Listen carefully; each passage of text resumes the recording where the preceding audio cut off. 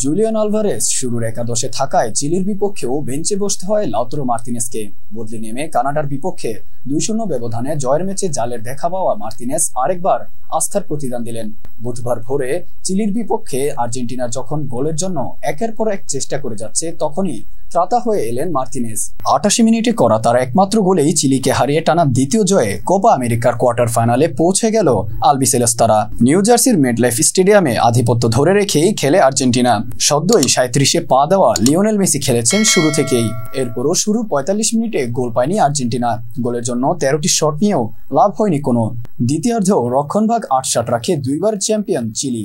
গোলপোস্টের নিচের আস্থার হাত হয়েছিলেন ক্লাউদিও ব্রাভো। চিলিকে আক্রমণের ঢেউয়ে ভাসিয়ে দিয়েও কাজের কাজ কিচ্ছু হচ্ছিল না আর্জেন্টিনার।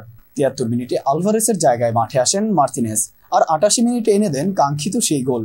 কর্নার থেকে উড়ে আসা বল জটলার মধ্যে চিলির গোলরক্ষকের গায়ে লেগে ফিরে এলে আলগা পেয়ে নিখুঁত ফিনিশিং করেন মার্তিনেজ। তাতে জয় নিশ্চিতের সঙ্গে শেষ 8-এ খেলাও নিশ্চিত হয়ে যায় বর্তমান চ্যাম্পিয়নদের।